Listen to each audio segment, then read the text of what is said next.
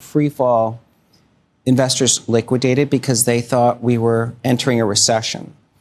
But, and as you guys had covered, like the market then staged a V-shaped recovery, which caught many people off guard because they wanted to have a chance to get in. They wanted the stock market to be like a K-shaped or flat line. Instead, it was a V-shaped bounce. And so most investors are underexposed at the moment, and they're trying to look at headlines with a half-empty view.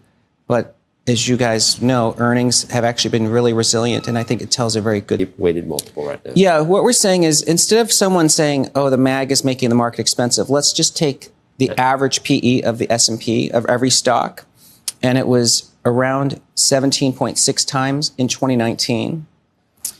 Now we've had 6 what I call extinction-like events, COVID, the bullwhip supply chain effect, inflation surge, Fed fastest hikes, Trump tariffs, and then, of course, U.S. bombing Iran. 6 of them, yeah, okay. Yeah, all of them should have wiped out earnings, but the S&P earnings have grown, and yet the equal weight PE is now 16 times. So the market's gotten cheaper in the last 6 years, despite proving they have really established themselves as consumer and business companies. And for me, Apple has been sort of quietly ready to pounce on AI, but I don't think they need to pay up for any of these models. So I think Apple is going to surprise people. That's interesting. That's a contrarian viewpoint. People think Apple either is too far behind or just isn't going to be able to get the talent that it was. It's losing talent, not getting it. Yeah. I mean, they didn't launch an iPhone to get there. You actually have to buy somebody else to do it, or you can actually catch up. I mean, that's the fundamental question underneath all of this. Yeah. And it's also possible that LLMs all get so good that they are about the same. Right. And then Apple gets commoditized. Correct. And so then Apple comes in and says, look, we have our safety. Look, we're known for our safety rails, protecting your privacy, optimizing what you want to do, make your life better. And they might come out with a version that really, makes heads spin. So foldable phone. And again, I'm sorry. We got a minute left after last week in the Genius Act. And you suddenly are, I don't know whether I look at you as Mr. Equity guru or crypto guru. Are you able to do both? You have been. You're going to continue this? Yes.